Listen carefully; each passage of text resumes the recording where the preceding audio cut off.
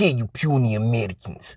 My name is Pedro, and I will tell you about your President Trump and what a fantastic KGB agent that he has been for Mother Russia for the past, 3 years or so.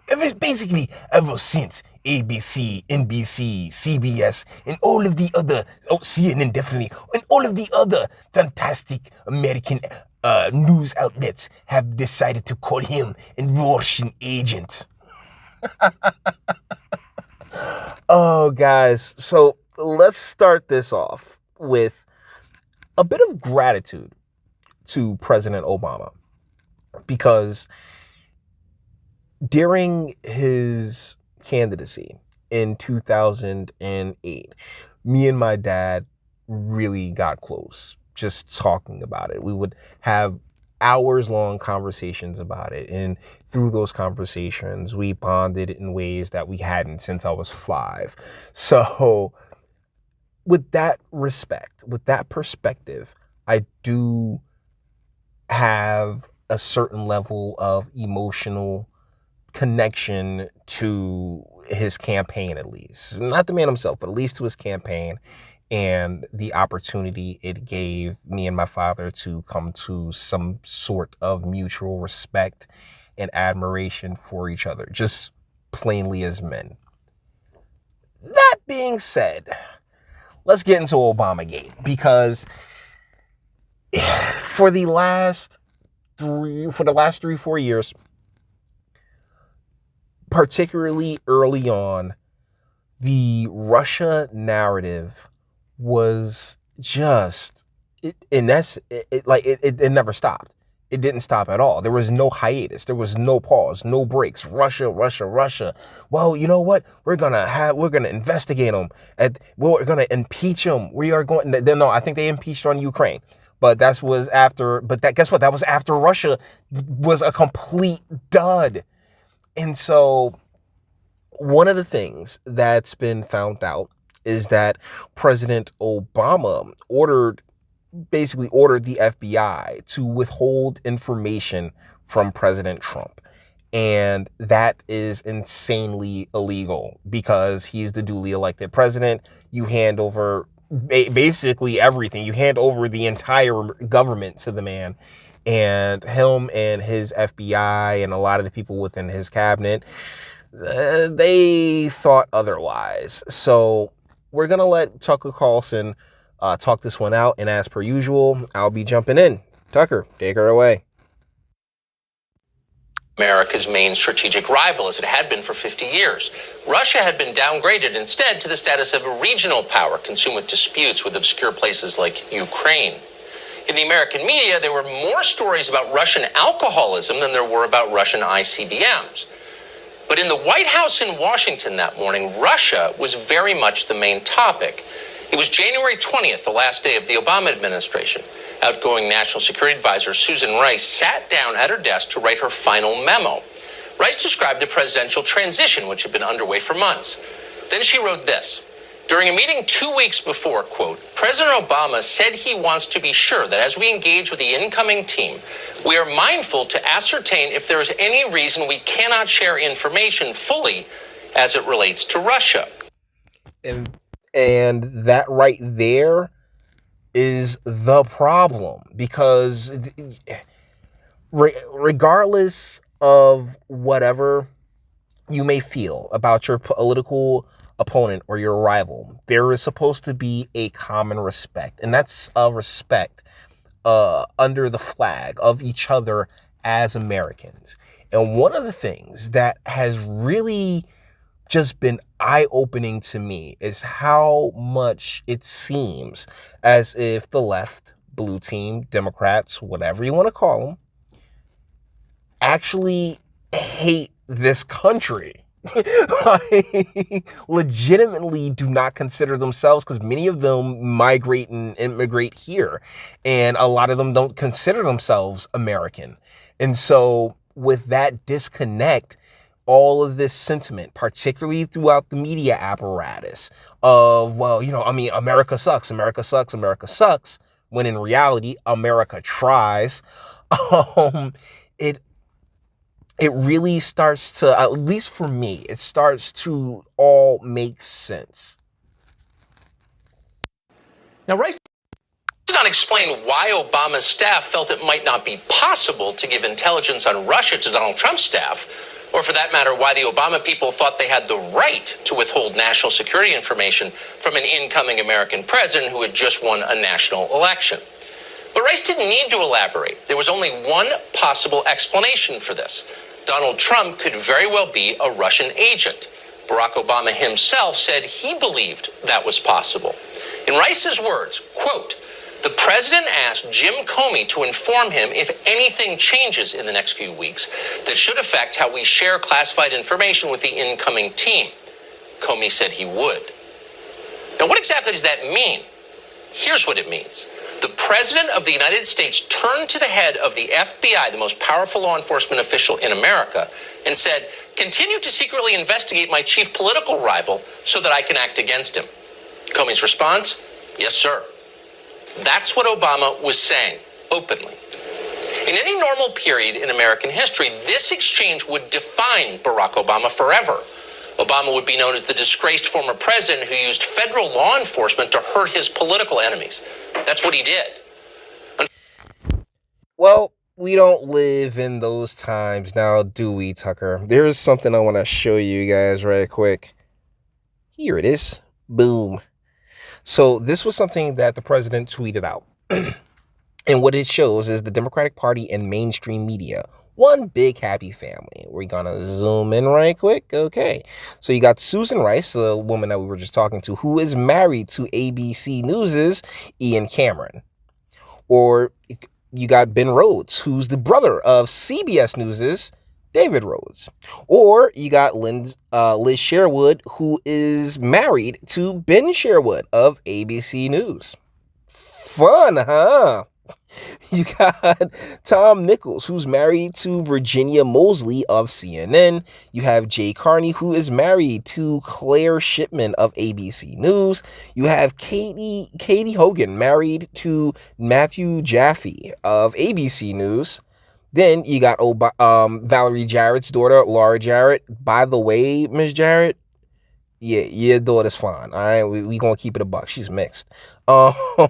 We got Jim Scidio, who's married to Gloria Rivera of ABC News, and you got Andrew Cuomo, who is brothers of Chris Cuomo, who is over there at CNN.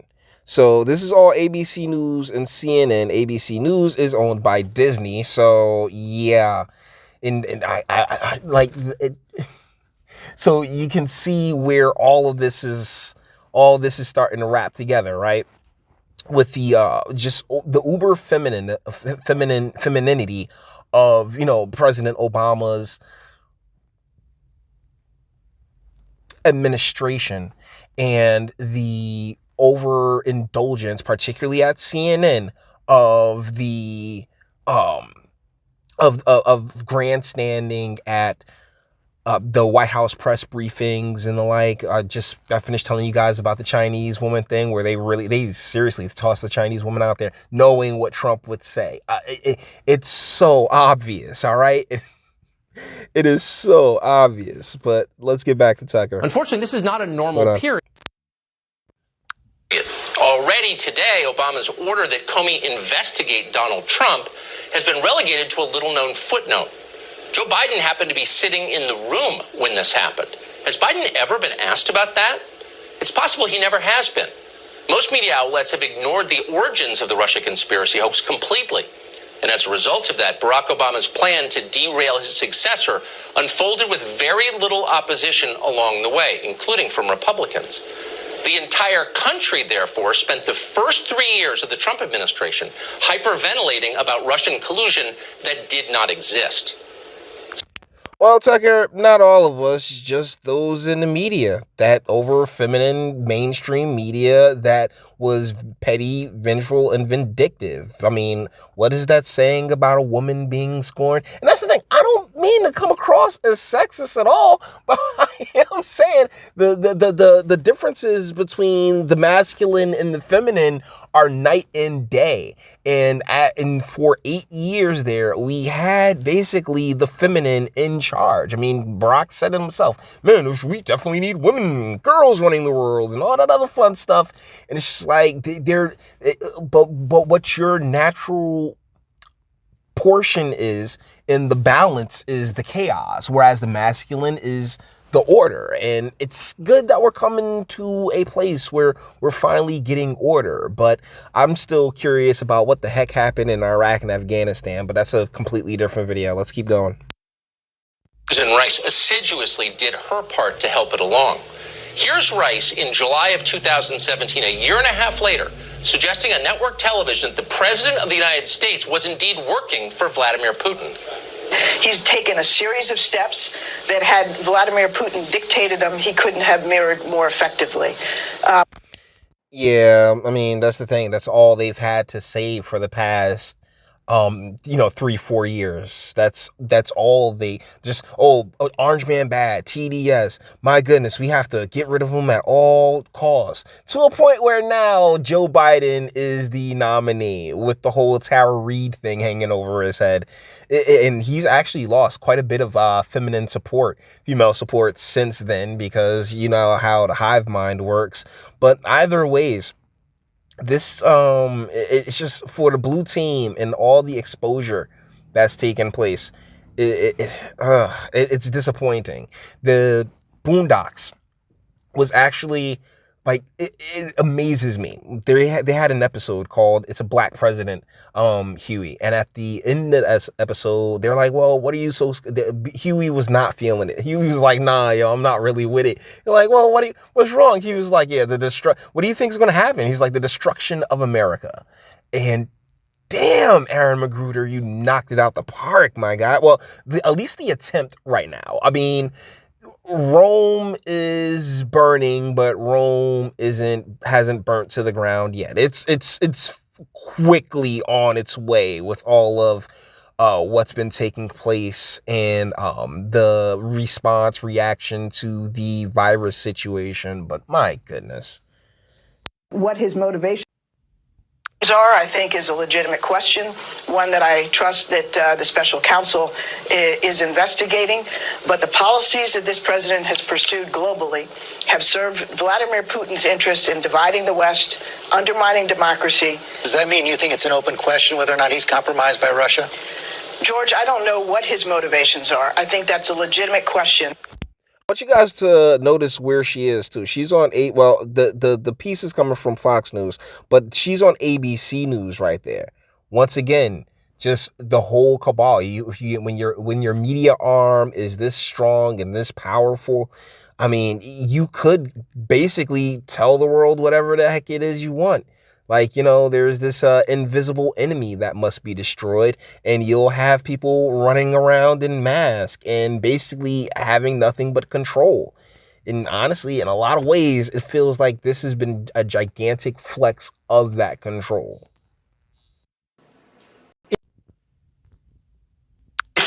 It was never a, quote, legitimate question. It was a reckless slur, the most reckless possible slur, the kind that damages a whole country along with a politician it's aimed at. Rice knew perfectly well there was no evidence at all that Donald Trump had ever worked for Russia. We know that she believed that because she admitted as much under oath in a closed-door hearing in Congress. As Rice explained to the House Intelligence Committee, the reason she was willing to accuse Trump officials of treason against their own country was that some of them seemed unduly worried about the rise of China. Here's what Susan Rice, for example, said about General Michael Flynn. Quote, General Flynn's focus was on China as our principal overarching adversary. He had many questions and concerns about China. And when I sought to elicit his perspective on Russia, he downplayed his assessment of Russia as a threat to the United States. He called it overblown. He said they're a declining power, they're demographically challenged, they're not really much of a threat, and then reemphasized the importance of China. Dang, so they've been calling it down the line this entire time, huh? It was like, yeah, China's a problem. No, Russia. But China, no, Russia. And if we had a media that wasn't completely complicit in the scams and the mockery of the establishment, well, not mockery, but the deceit of the establishment, then we'd be better off. But that's not what our media does. Our media doesn't, doesn't ask us to think. It tells us what to think. It does. They don't. It's not about being challenging. It's about being compliant.